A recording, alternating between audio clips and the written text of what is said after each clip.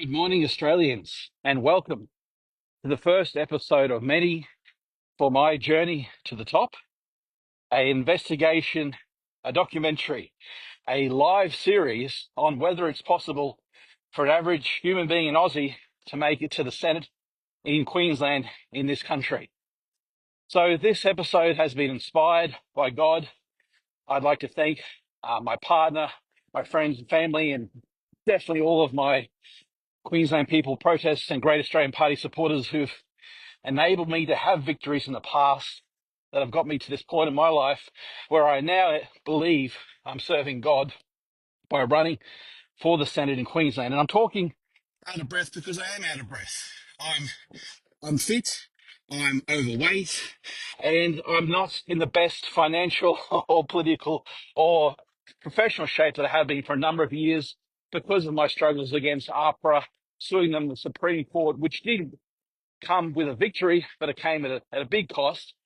But it is a cost that I was prepared to make, and I'm following through with it now to build upon that success for another seemingly impossible task, and that is to win in the Senate in Queensland for the 2025 federal election. So why am I doing this video? Well, I want you to bring you, the viewer, my supporters, along this journey with me to find exactly what's happening. What is it like to try to run for the Senate in Australia?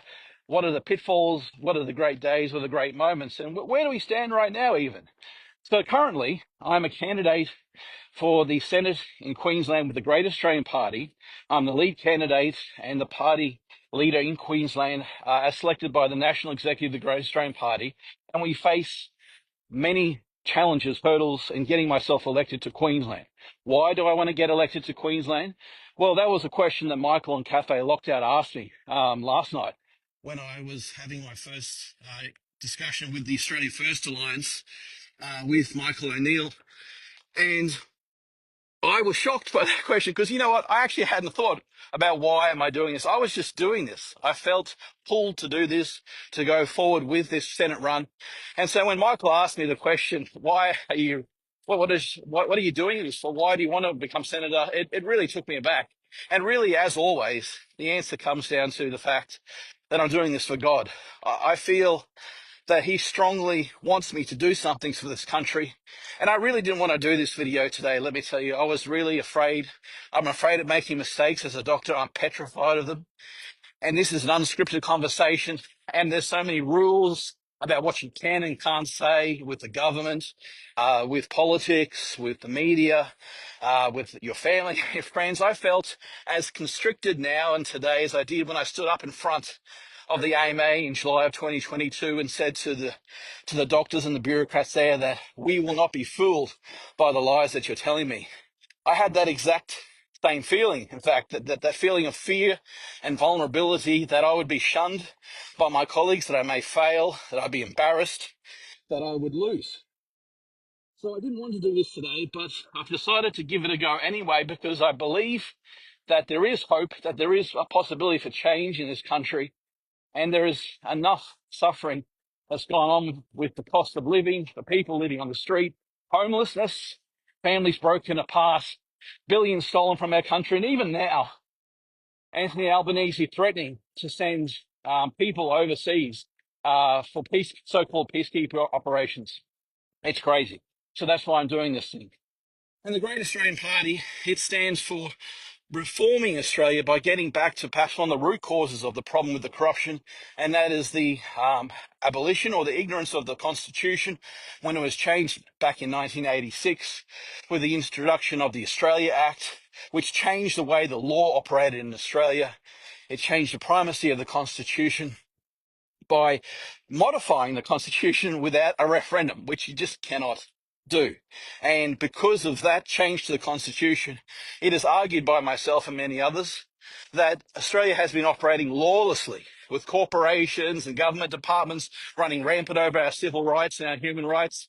They've become completely disconnected from what they're supposed to be doing for this country, which is serving the people, not making their pockets wealthy. So that's who we are, and that's why I'm running. What is my goal?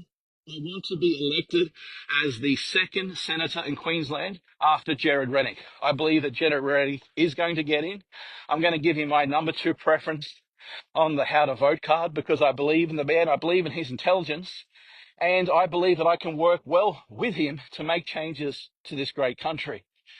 So there are many opportunities for Freedom candidates to get in to the Australian Senate this year, and that is because I think that people are tired of the uniparty.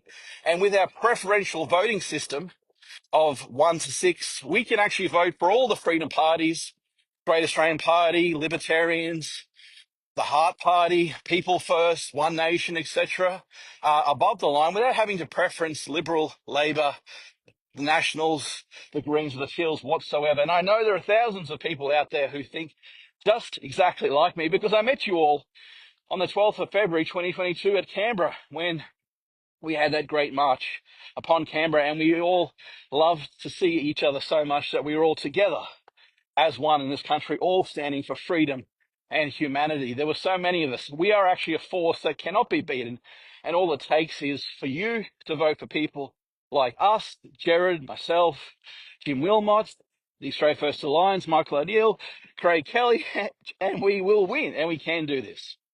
So that's my goal.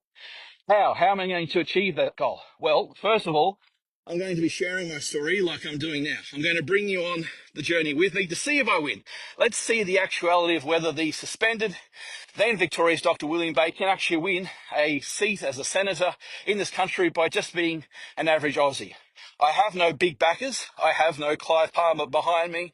I have no WF behind me. I have no huge slush fund that I can dip into. All my marketing is going to be talking to the average people like you and on my social media.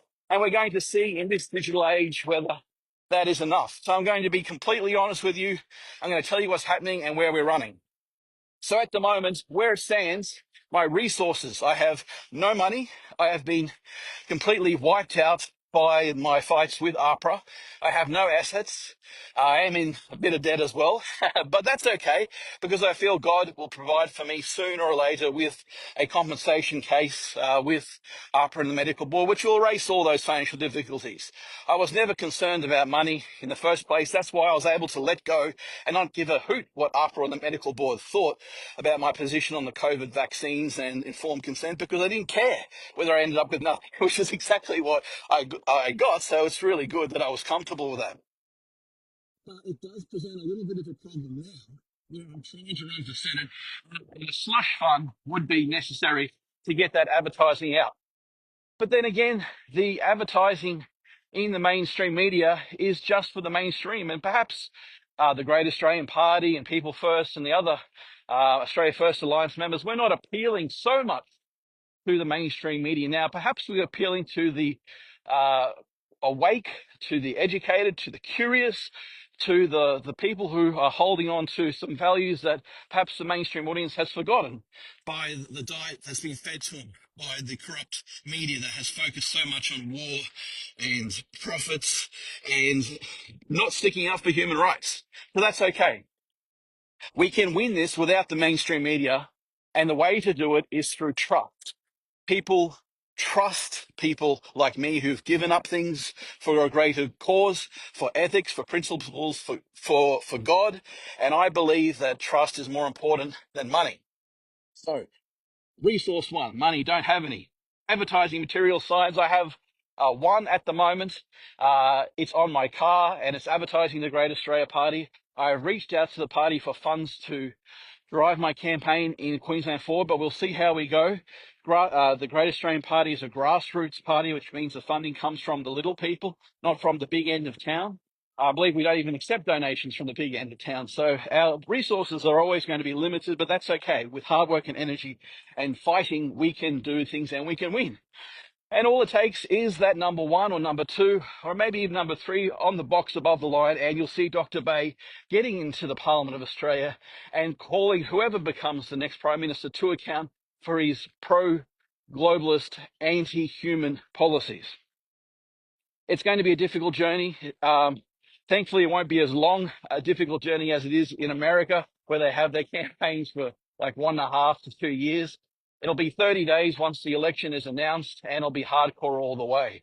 So at the moment, I'm feeling like it's a big task. It's going to be very difficult to achieve, but I have faith that if anybody tries, even the average person like me, there's always a hope in this great democracy. So thank you for listening to me on this first episode of uh, On the Way to the Top. Can we make it? Let's see how we're traveling. We're starting from nothing. Let's see how we end up in the end. Thanks so much. God bless Australia. We can win.